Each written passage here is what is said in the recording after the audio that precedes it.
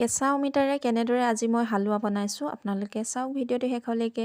প্ৰথমতে অমিতাটো ধুই লৈ এনেদৰে পিচ পিচ কৰি ল'ব আৰু বাকলিবিলাক ভালদৰে গুচাই ল'ব। গুটিবিলাকো ভালদৰে এৰাই লৈ আপোনালোকে ভালদৰে ধুই ল'ব। ধুই লোৱাৰ পাছত আপোনালোকে এখন ৰুকনিৰে অমিতাখিনি ভালদৰে ৰুকি ল'ব।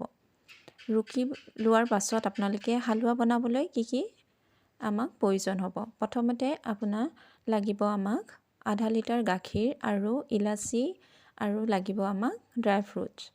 আৰু এতিয়া মই এনেদৰে গাখীৰখিনি উতলিবলৈ দিছোঁ আৰু এতিয়া এখন কেৰাহীত এনেদৰে মই অকণমান ৰিফাইন দি অমিতাখিনিৰ কেঁচা ভাৱটো নাইকিয়া হ'বৰ বাবে 10 মিনিটমান ভাজি ল'ম।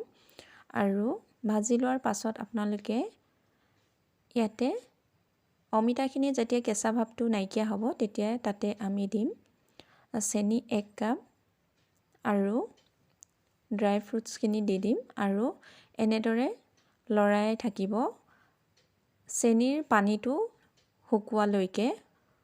তাৰ পাছত আমি তাতে দিম উতলাই লোৱা গাখীৰখিনি আৰু এয়া আমাৰ হালোৱা তৈয়াৰ হৈছে। এইখিনি আপোনালোকে 5 মিনিটমান উতল অহাৰ পাছতে আপোনালোকে হালোৱা তৈয়াৰ হৈ যাব আৰু খাবলৈ সঁচাকৈ বহুত টেষ্টি হৈছে। আপোনালোকেও বনাই খাই চাবচোন।